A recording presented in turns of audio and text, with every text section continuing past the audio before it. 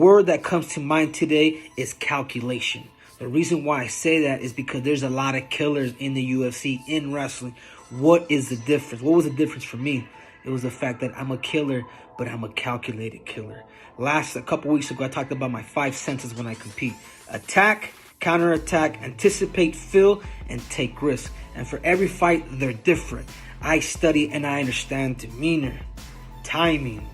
In other words, too, is understanding how to finish the race. I'm going to give you guys an example. The 400 meters at the Olympics. You don't start the 400 meters with, you don't see these guys do that. They start the 400 meters like, you finish. Understand your threshold. If you guys want to be successful, be a damn calculated killer. Triple C's out.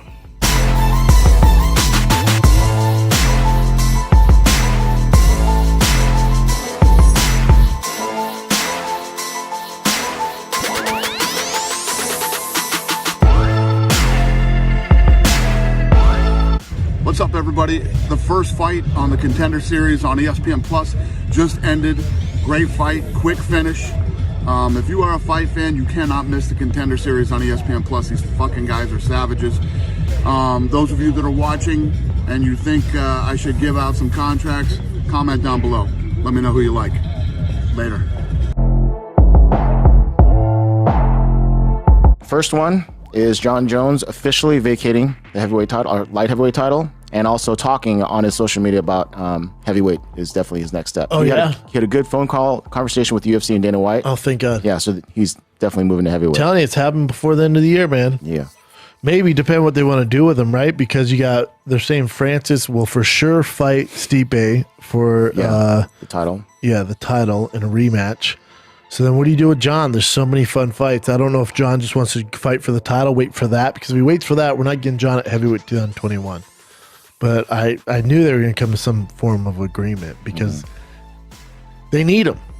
They need him, man. They So definitely need exciting, him. too. Yes, hell yeah. Can't wait. Cannot wait. Yeah, all good news, man. That's why that makes this weekend's fight fun. It makes the fight between Dominic Reyes and fucking Jan Blachowicz so much more fun. The light heavyweight division is filled with these young lions, man. They're all vying to get that title, so it's gonna be fun, man. I don't see anybody keeping the title for a long time right now, but it's gonna be fun. It just makes it funner. Now Jon's out of there and he goes to heavyweight. Heavyweight's gonna be funner. Light heavyweight's funner.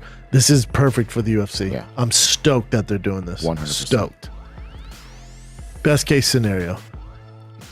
So, as you said, Jan and Dominic Reyes are fighting UFC 253 September 26th. So it's official. While we're here, I actually went live on SportsCenter, announced it between one of the fights, announced all it. It's reported to ESPN Monday that a fight between Dominic Reyes and Jan Blachowicz will take place September 26th, UFC 253, which is stacked. The headliner would be Izzy versus Paulo Costa. It's for the vacant title. Yeah, it's gonna be great. And now it's getting even more exciting because Anthony Roman Johnson he has plans to return to the USADA testing program. But once he enters, so he's officially coming back, but once he enters, he has to wait like 6 months. He will have to make himself up to 6 months before he's eligible to fight. Ooh, he makes him. He's 36. But did you want him at heavyweight rather than light heavyweight, or do you like him at light heavy? God. I like him at light heavy. There's some fun fights at heavyweight for me. Listen, light heavy or heavyweight, as long as Rumble's back, I'm into it. Yeah, it's exciting. Okay, this is a really small one, not a big deal, but Francis Ngannou said that Jon Jones moving to heavyweight is actually better for him, stylistically, the way he fights. For Jon? Yeah. I think heavyweight might be easier for Jon than light heavyweight. Obviously, at heavyweight, they hit harder, but it's not the same technique. It's not the same fight IQ. Agree. Guys aren't as skilled. He's going to have a speed advantage. He's going to have a cardio advantage. Besides Curtis Blades, there's really not everyone who can hang with him grappling-wise as far as ground and pound and takedowns. There's a lot of advantage for Jon at heavyweight.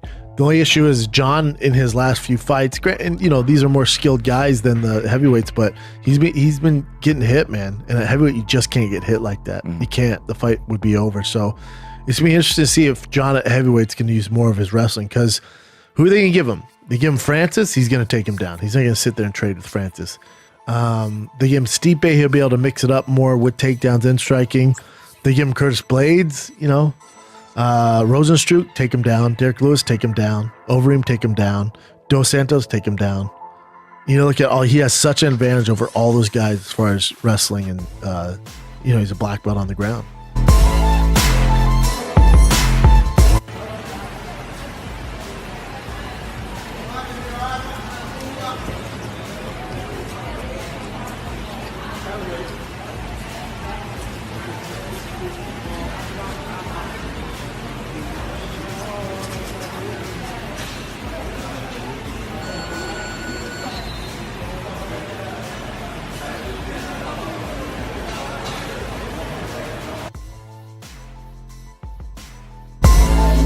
Some people have it easy to get in here quick, and some people have to work for it, man. And I respect the grind. I respect the guys that keep coming back and work hard.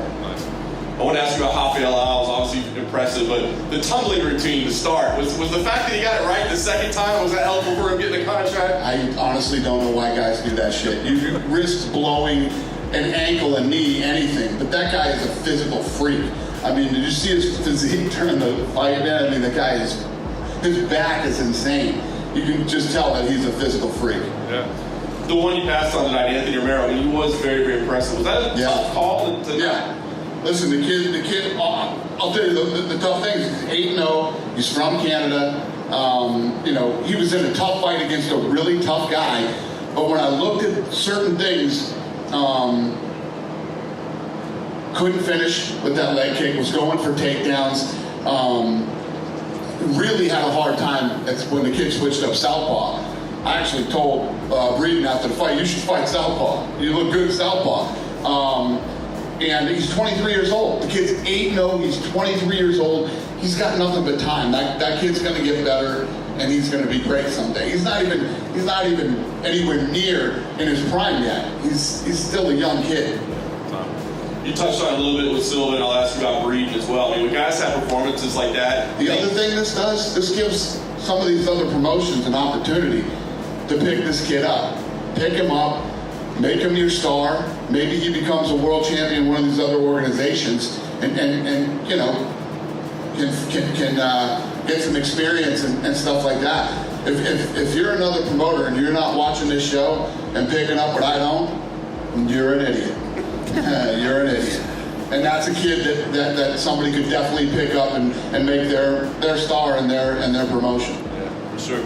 It was touched on Silva and Breeden. I mean, those guys were tough as nails. In losses, do guys like that sometimes get on your radar as somebody that you might want to call up later on? Tonight I got up twice and walked over to the curtain where the guys who lost the fight are. And Silva, so much respect to that kid too, and Breeden. I told them both. The matchmakers see that stuff, and when guys fall out and we have late minute replacements and stuff, those are the first guys that pick up the phone and call, without a doubt.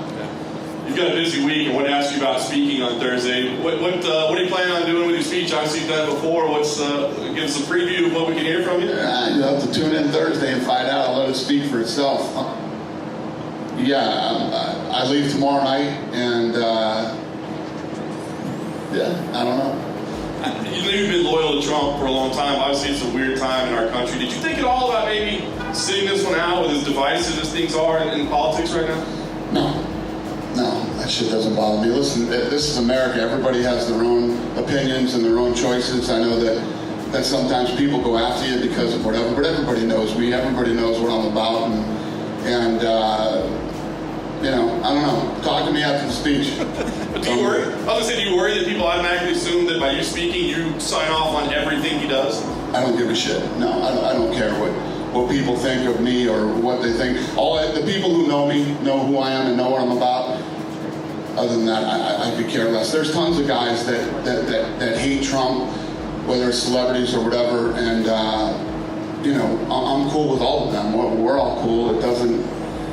Like I said, the people who know me, and The people who don't all judge me anyways. It doesn't matter to me. I could care less. Well, just a couple more since you've been on this weekend. Adesanya Costa, the rivalry's heating up there. Everybody's looking forward to it. Do we know a location yet? When do we get to announce that? The fight of the year, man. I can't wait for this fight.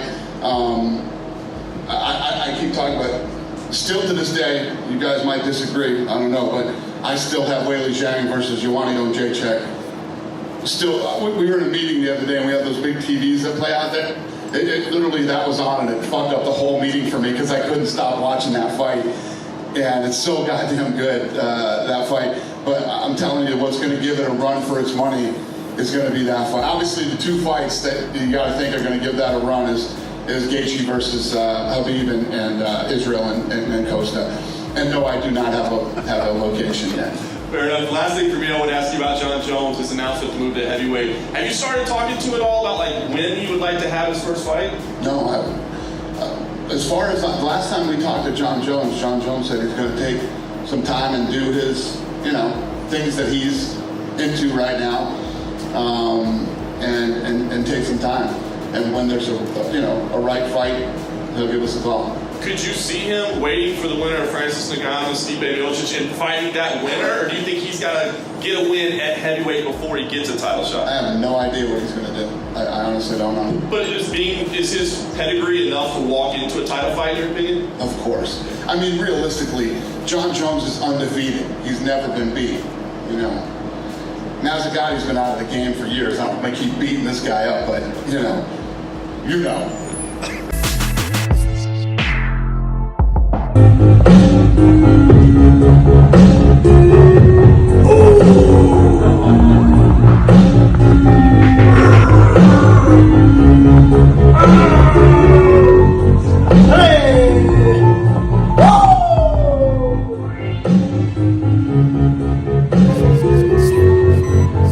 Woo!